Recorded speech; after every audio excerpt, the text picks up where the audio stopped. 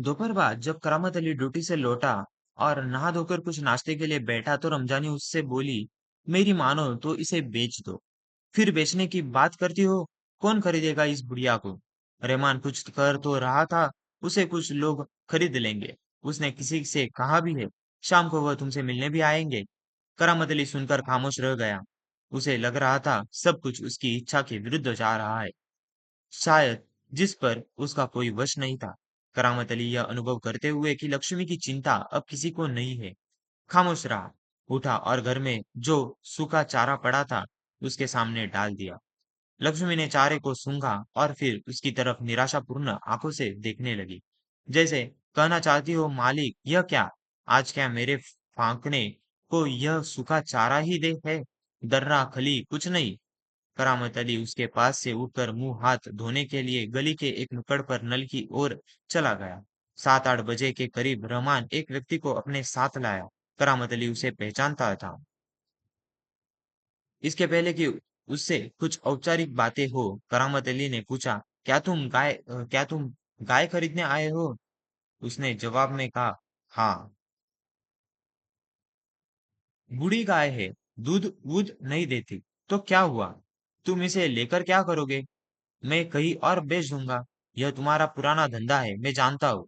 मुझे तुम्हें गाय नहीं बेचनी। करामत मियाँ ने उसे कोरा जवाब दे दिया। तो यहाँ पर इस गद्यांश में हम देखते हैं कि दोपहर बाद जब करामत अली ड्यूटी से आता है तो नहा धोकर कुछ नाश्ता करने के लिए बैठा होता है, तब रमजानी बोलती है, मेरी मानो तो अब इस लक्ष्मी को यानी उस गाय को बेच दो। तो करामत अली कहता है कि फिर बेचने की बात कर रही हो, कौन खरीदेगा इस बुढ़िया को?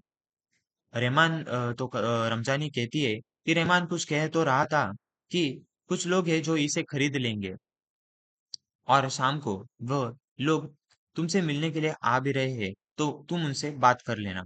तो करामत अली को यह सुनकर वह खामोश हो जाता है और वह कुछ सूखा चारा लेकर लक्ष्मी के पास डाल देता है। तो लक्ष्मी इस पर विचार करती है कि क्या आज मेरे लिए यह सूखा चारा ही है, खली दर्रा कुछ नहीं। तो करामत अली उसके पास से उठकर मुंह हाथ धोकर धोने के लिए एक गली के नुक्कड़ पर चला जाता है। 7-8 बजे के करीब जब रहमान एक व्यक्ति को अपने साथ लेकर आता है तो करामत अली उसे देखकर ही पहचान जाता है और वह उससे पूछता है, क्या तुम इस गाय को खरीदने आए हो? तो वह जवाब देता है कि हाँ। तो करामत अली कहता है, क्या तुम इस बूढ़ी गाय को खरीद कर क्या करोगे? यह तो दूध वूध कुछ नहीं देती। तो क्या करोगे तुम इसे लेकर? तो उस पर वह व्यक्ति कहता है कि मैं इसे किसी और को बेच दूंगा। तो करामत अली कहता है कि यह तुम्हारा पुराना धंधा है, मैं जानता हूँ।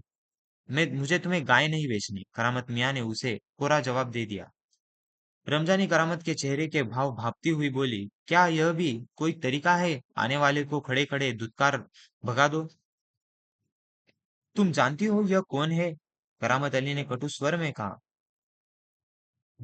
वह लक्ष्मी को ले जाकर वहां बेच आएगा जहां यह टुकड़े टुकड़े होकर बिक जाएगी। मेरे दोस्त ज्ञान सिंह को इसका पता चल गया तो वह मेरे बारे में क्या सोचेगा? उस दिन करामत अली बिना कुछ खाए पिए रात को बिना बिस्तर की चारपाई पर पड़ा रहा। नींद उसकी आंखों से कोसों दूर थी। और यहाँ पर जब करामत अली कह देता है उस व्यक्ति से कि मुझे गाय नहीं बेचनी, तो रहमानी बोलती है कि यह भी कोई बोलने का बात करने का तरीका हुआ। तो करामत अली रमजानी से कहता है कि मैं जानता हूँ इस व्यक्ति को, यह लक्ष्मी को वहां जाकर बेच देगा जहां पर लक्ष्मी के टुकड़े टुकड़े हो जाएंगे। और इस बात का मेरे दोस्त ज्ञान सिंह को बहुत पता चला तो वो मेरे बारे में क्या सोचेगा? उस दिन करामत अली बिना कुछ खाए पिए ही बिना बिस्तर पर चारपाई पर पड़ा रहा। नींद और उसे नींद नहीं आ रही थी।